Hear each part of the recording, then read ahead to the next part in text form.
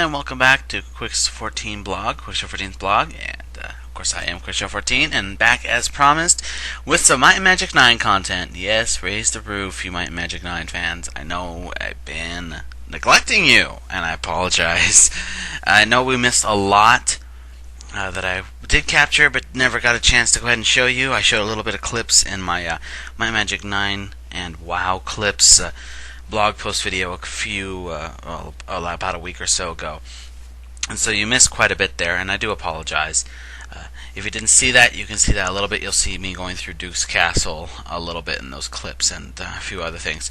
So what's happened? Well, we're all level 32 at this point, so we've jumped up quite a bit. All promotion quests are done except one, and that is the Lich promotion quest, and you will see that in this blog post later on in the video parts. Probably part 2 or 3, more than likely 3. You will see it. I'm expecting 3 parts, so there should be 3 parts. There's enough video here for 3 parts, so you can expect that. What I'm doing right now, as you can see in front of you, it's basically going from city. I finished the, well, I didn't really finish, but I got all the linking orbs from Inverta Sorta over in, I believe it's Thronheim.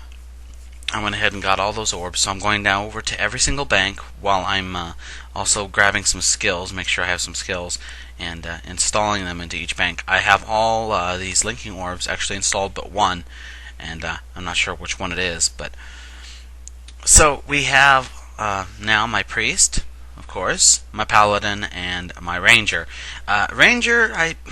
The last half of the ranger quest is really a pain. I mean, obviously you have to get Everstrike. That's the first part.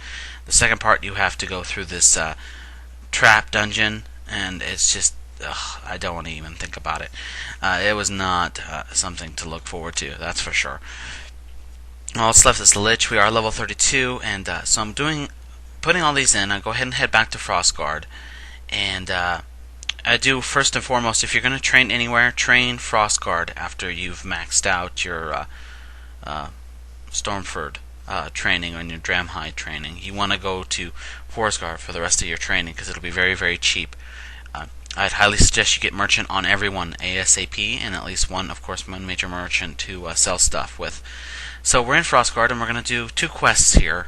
You're only going to really see one, and then the other you'll see part of, because there was a lot of problems with it, and I'll explain that more in detail in part 2. Here in part 1, you're going to see the first quest that I did, which was the Druid promotion quest. Now I have no Druids, obviously, but you should still do the promotion quests no matter what.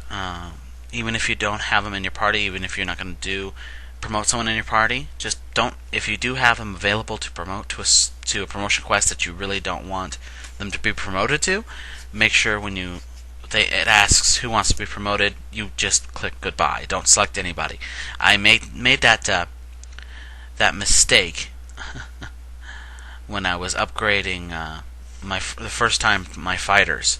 I accidentally put my dwarf, who is now a paladin, under that range, and he wasn't supposed to. He was supposed to become an assassin, and I picked the wrong one. So be careful of that. Thankfully, I was able to recover from him, and it's worked out okay. So basically, you definitely want to do all the promotion quests, whether or not you're going to promote your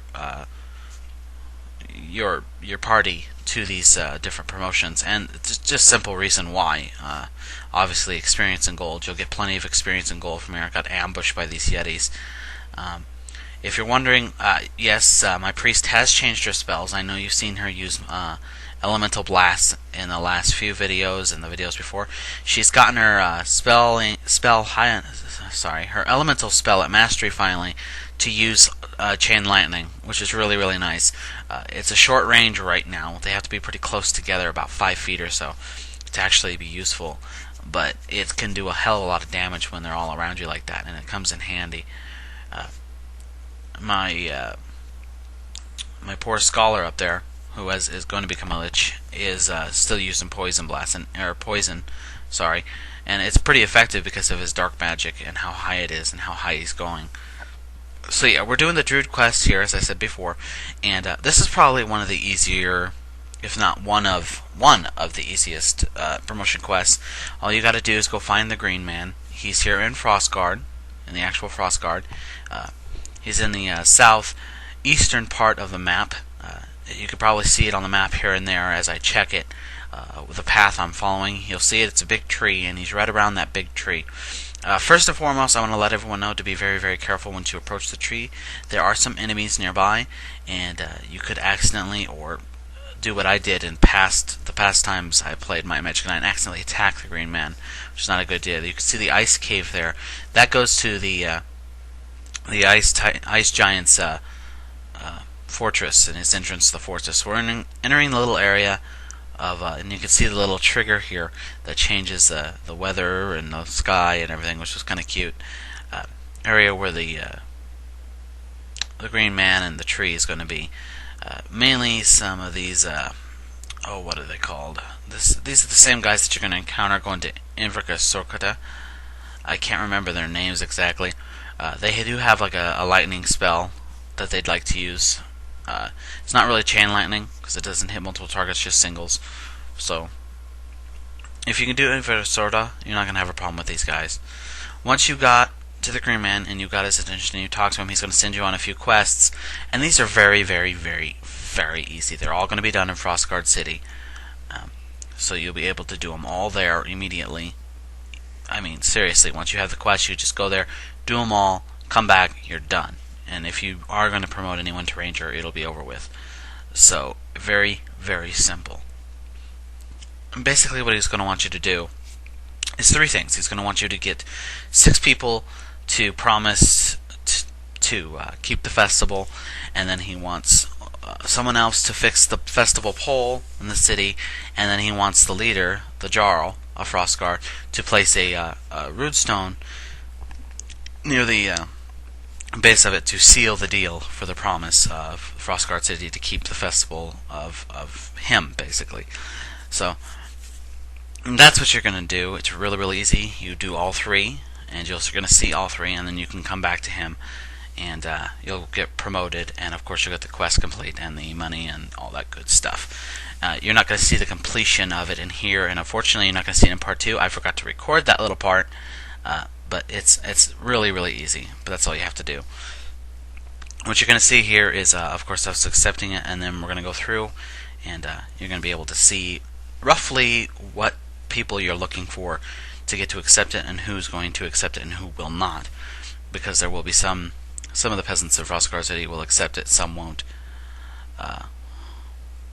So you definitely want to keep an eye on that. I was actually going to town portal out of here, and then I realized that I forgot to find the town portal pedestal and open it up for here, because of course now my priest is high enough she can town portal to any city I want to, and I didn't get that done, so I will also do that here at the very end of part 1, and you will see that. Let's talk a little bit about my party and what it's set up for. Obviously, like I said, we're going for full promotions. They will be Lich, Priest, Paladin, and Ranger. And originally the Paladin was supposed to be Assassin, but that got changed accidentally because I picked the wrong one.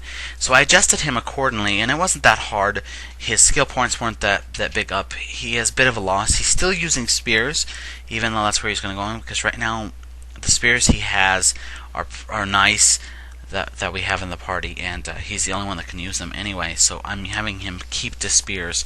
His shields aren't very high skill-wise anyway, so whether or not that will change, I'm not sure. Probably eventually it will, just because he'll be able to do more damage and do better with it, because he can only get his spear ranking up to about expert, and he's not even there. He's like at 3 points on spears, so that will definitely change once I get a little decent sword. Right now he's doing okay because he's got a great kick-ass spear.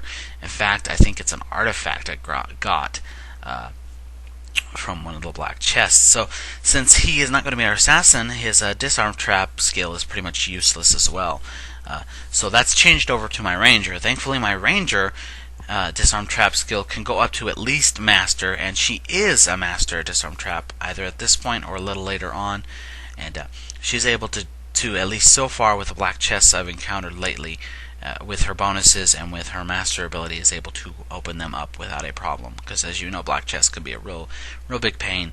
Of course, it's required to open the black chests for Everstrike, so you want to be very, very careful when you're doing that. I had to save it. I did die the first time I tried to open, so I threw on some elemental protections and some other stuff to help try to soak the damage, and I was able to go ahead and get it, which was great. And of course, she is wearing Everstrike, as she is a ranger now. So here we are. We're here, and there's the pedestal. We'll see you in part 2 for more.